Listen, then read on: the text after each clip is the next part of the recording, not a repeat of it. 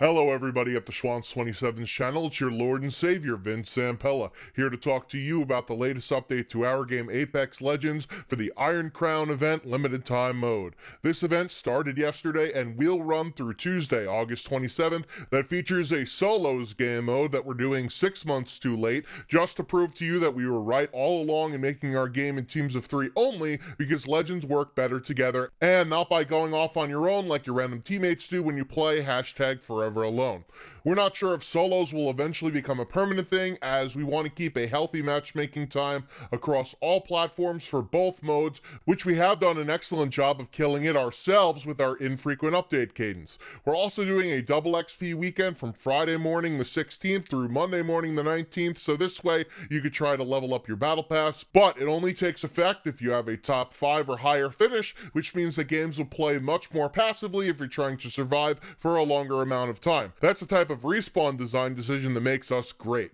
We've also added a new point of interest with Octane's town takeover between Thunderdome and Airbase for people that don't feel like getting betrayed by shitty squad mates at Skulltown. It's basically a revamp of the area to look like a skate park, since that new/old map worked out so well for another FPS game, where you can symbolically jump through a ring of fire as a jab at another failing EA Battle Royale mode. Speaking of Legends, the low-profile Legends, Wraith, Lifeline, and Pathfinder got a nerf in the form of having hip damage, now doing torso-type damage instead of leg-type damage, to make them more like other Legends, because the hip is part of your body, not your leg after all. We also fixed an exploit with Wraith that allowed players to continually spam into the void without a cooldown if you needed to run away from a gunfight like a coward. Lastly, in character tweaks, Bloodhound got a buff on his clues ability, increased to 25 meters, and the tactical ability Eye of the Allfather to 125 FOV, because only console peasants have that setting limited by obsolete hardware. On to weapon fixes, we've nerfed the alternator disruptor rounds to deal 1.15 damage to shields instead of 1.7, because after being absolute shite for months, it's finally too strong in the other direction. So much for our careful, not as often fixes. The RE45 got a magazine increase by 1 bullet per tier, so that players who could actually hit their shots can down enemies with shields in one clip, and the R301 got a nerf with increased recoil both sideways and upwards, along with an increase to the recoil pattern randomness, so that this way you won't know if it will go sideways or upwards, and you might actually start to take the flat line again. Finally, in other fixes, we've added in a post-game survey that is so generic about the previous match that we can interpret the results to fit any narrative that we please. Meanwhile, there's a wide variety of reasons as to why last match sucked ass, from bad servers and hit detection, to window lickers for teammates, to doing something stupid and not blaming it on yourself. We also added an option to spectate enemies after dying, so that this way you could watch the person you thought was aimbotting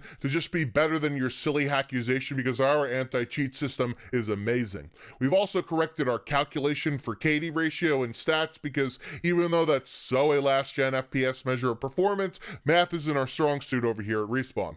Oh, and I forgot to mention, we've also got a new collection Apex Pack and Iron Crown event store that introduces a new currency called Crowns to further obfuscate exactly how much money you're spending on our game. You could earn 60 crowns from completing 2 different in-game challenges and another 60 from RNG boxes, so you could earn 2 of the 24 brand new things to play dress up with in a shooter, but for those other 22 items, you're going to need to fork over some cash, and somebody did the math, it's $168 to be precise, to get all of the event items. Oh, and if you do manage to unlock all 24 Iron Crown collection pack items, we'll graciously give you the chance to get the Bloodhound heirloom set with the axe melee weapon shown here, but of course, now that we work for EA, you'll still need to cough up $35 for it in Apex coins, not crowns, to make things even less straightforward, so be sure to have access to your parents' credit card during this 2-week window. Oh, and don't worry if you can't manage to sneak into their wallets during that time frame. The Bloodhound heirloom set will enter the standard Apex bonus pool